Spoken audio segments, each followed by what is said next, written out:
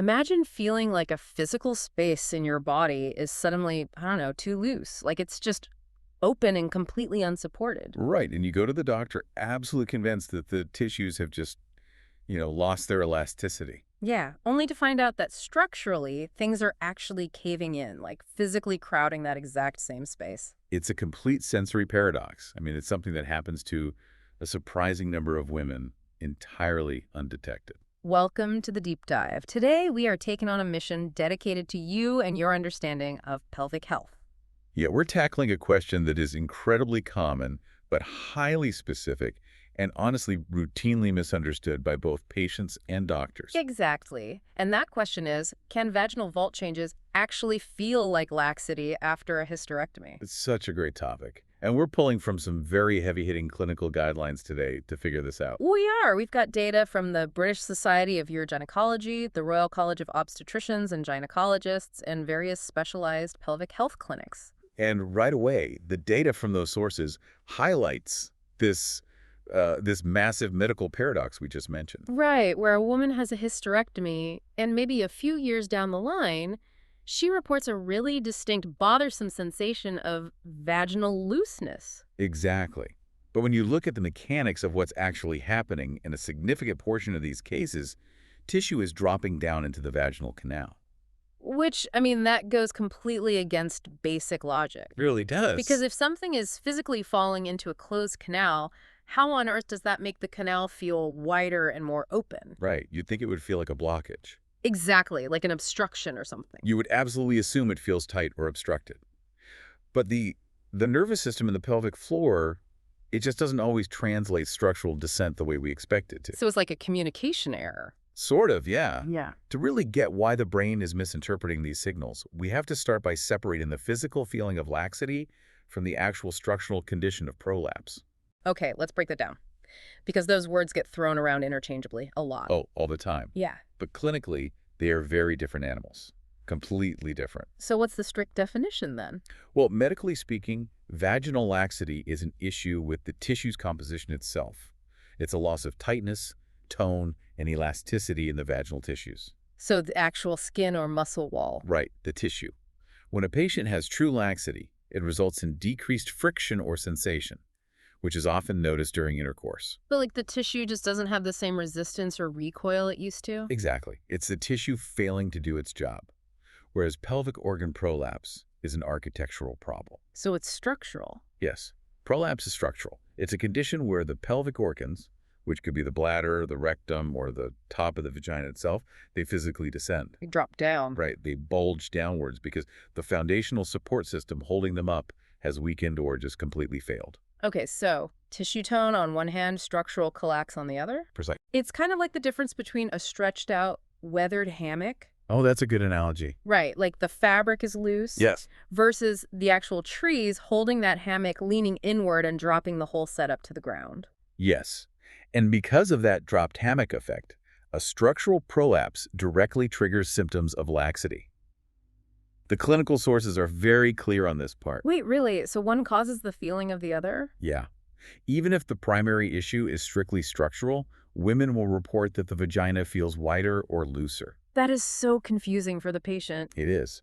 They'll tell their doctors they have trouble inserting tampons, or that a tampon simply won't stay in place anymore because it's constantly shifting around in a space that feels too big. I'm still getting hung up on the physics here, though. I know it's tricky. If the trees are leaning, right, and the hammock is physically dropping down into the space, like if a whole organ is descending, shouldn't there be a distinct feeling of a heavy bulge? You would think so. I just can't wrap my head around a descending organ feeling like empty, loose space. And that right there is the primary reason this gets misdiagnosed so often.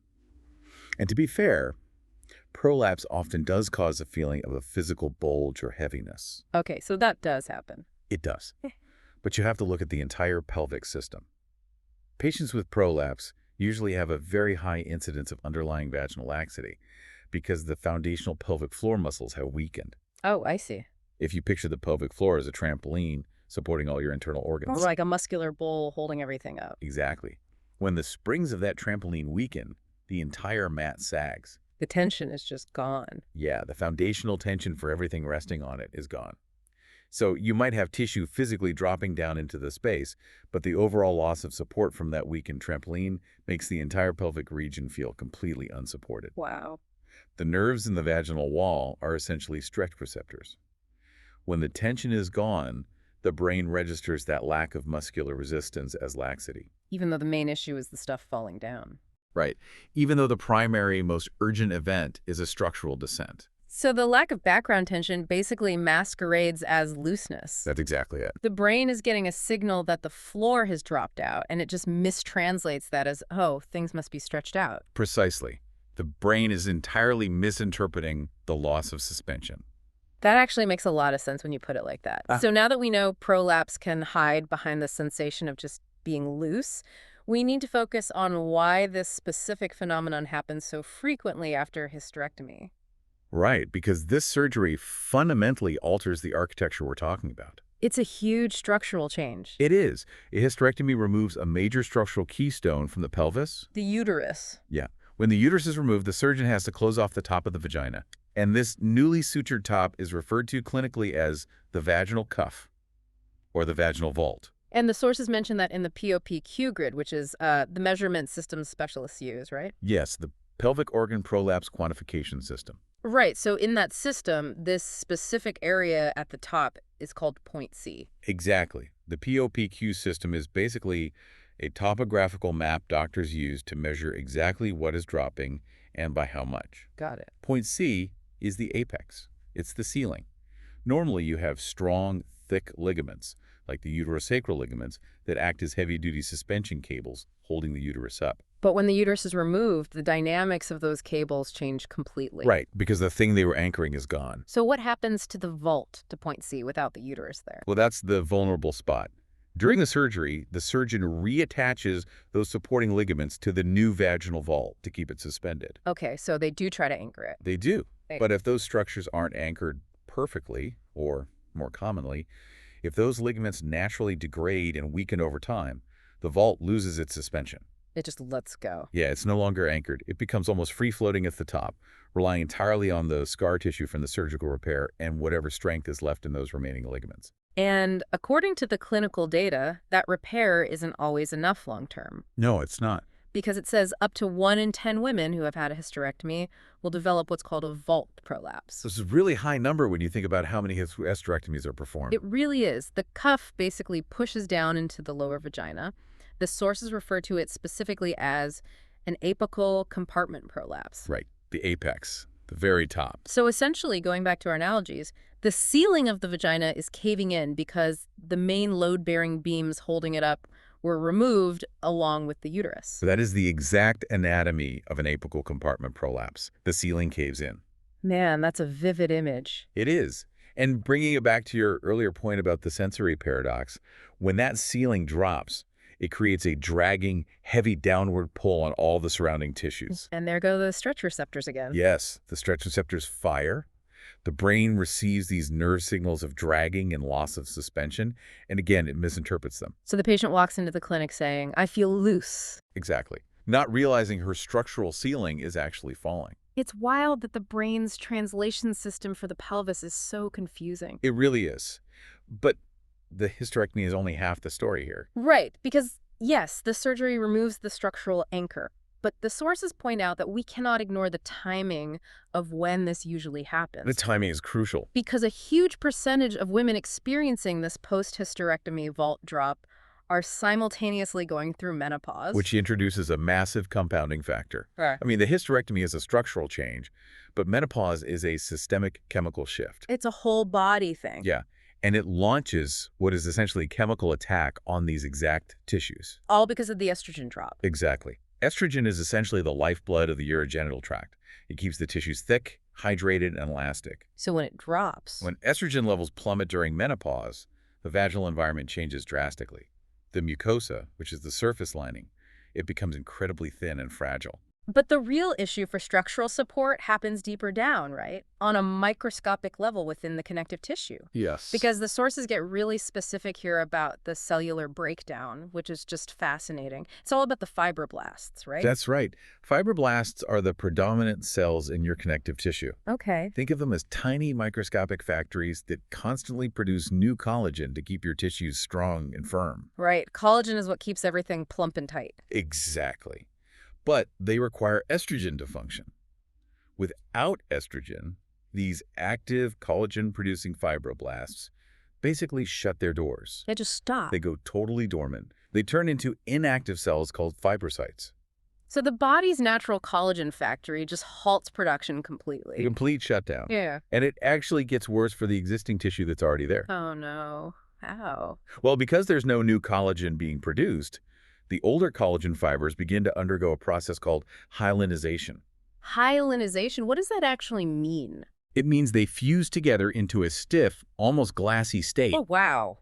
And at the exact same time, the elastin fibers, which are the proteins that provide the actual stretch and recoil to the tissue, they literally begin to fragment and break apart. So without estrogen, those fibers are basically just a handful of rubber bands left out in the baking hot sun for a week. That is the perfect way to visualize it. They completely lose their snap, they dry out, they become brittle, and if you put any load on them, they're just going to snap. That's exactly what's happening on a cellular level. This loss of snap, this physical breakdown of the connective tissue and the fragmentation of the elastin, it directly destroys vaginal elasticity. So you end up with a perfect storm. A total perfect storm. The structural support at the top of the vault was permanently altered by the hysterectomy, taking away the architectural integrity. Right. And simultaneously, the actual strength of the tissue holding everything else up is degraded by the loss of estrogen. Yep. The structural beams were removed, and the rubber bands holding up the rest of the ceiling have completely dried out. Well, no wonder it feels like laxity. The tissue is actually frail and less elastic. It is a genuine loss of tone. But it's compounding the much more severe issue of the structural vault dropping down. Like, the walls are crumbling while the ceiling falls. Exactly. Which brings up a massive issue. If the symptoms of true tissue laxity and a structural vault prolapse overlap so heavily. Yeah, if they both just feel like looseness or a loss of support. Right. How on earth does a patient ensure they are getting the right treatment?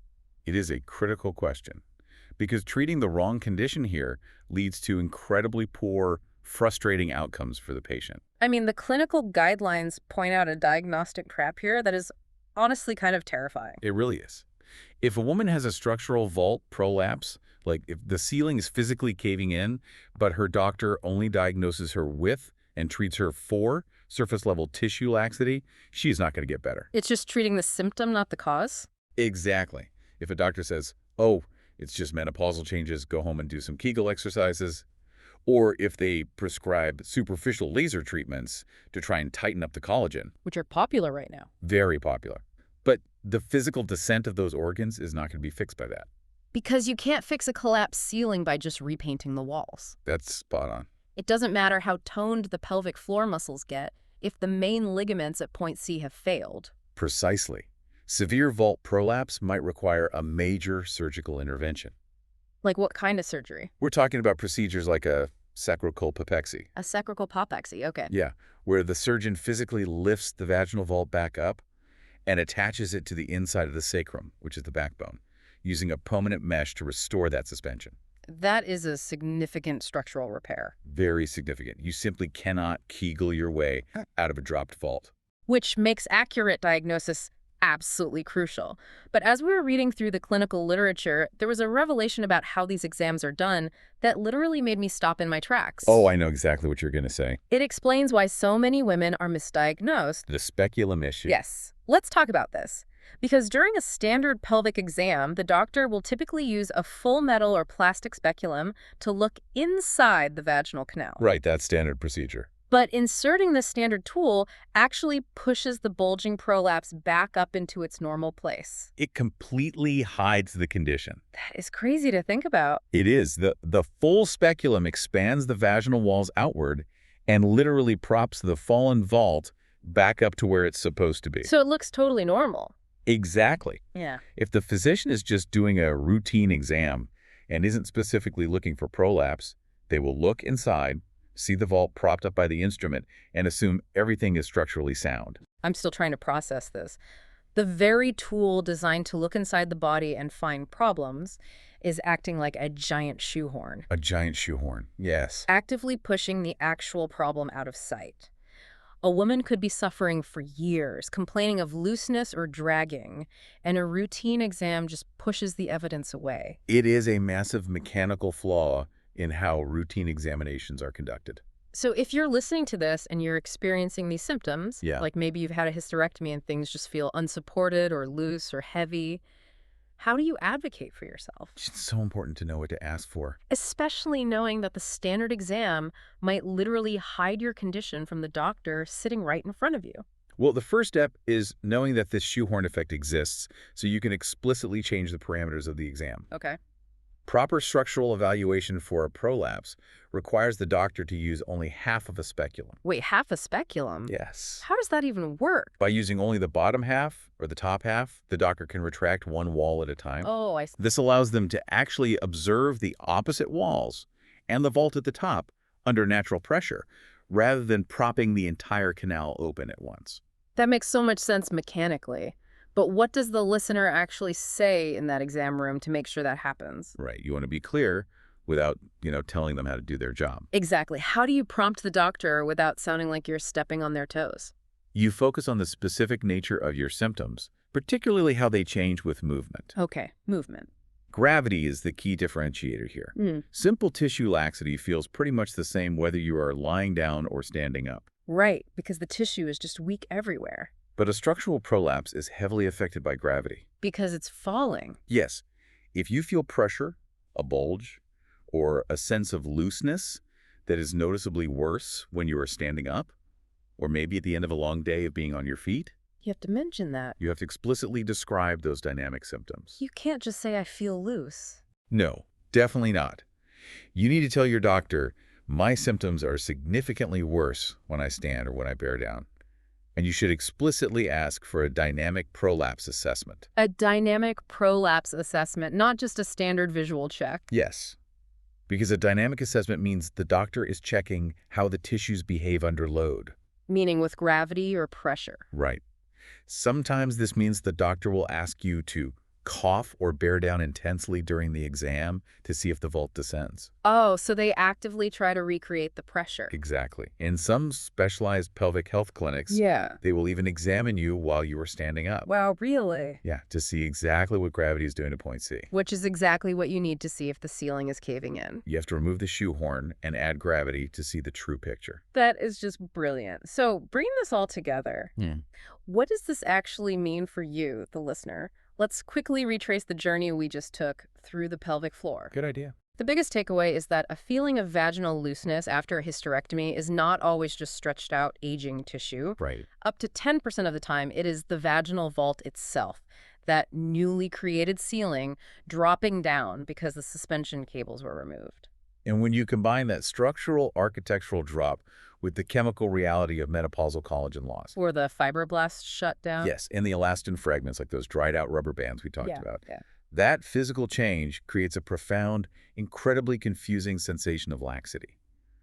The brain feels the loss of support and just translates it as loose. Right. And knowing the difference between feeling generally loose and feeling an unsupported pressure or bulging that gets worse when standing, that is your biggest weapon. It absolutely is. That specific symptom reporting can literally save you from years of ineffective cosmetic treatments and ensure you get the proper structural assessment for a caving ceiling. Because information really is your best advocacy tool. When you understand the basic mechanics of how your pelvis actually works, and you understand the physical limitations of the diagnostic tools your doctor is using, You can guide the clinical conversation. you can. You can ask for a dynamic assessment and get the care you actually need, rather than settling for a misdiagnosis. Absolutely. Which leaves us with one final lingering thought for you to explore on your own. Yeah, something to chew on. We just spent this entire deep dive unraveling how the standard shape of a speculum, a tool used millions of times a day all over the world, Literally everywhere. right, how it acts like a shoehorn that can literally hide a major structural issue like prolapse. It really makes you wonder, What other routine medical tools are out there doing the same thing? It's a slightly unsettling thought. It really is. Yeah. What other basic instruments that we rely on for physical exams might accidentally be masking the very conditions they were invented to detect? It's a great question. How much of what we accept as medical truth is dictated simply by the shape of the tools we use to look? Keep diving deep.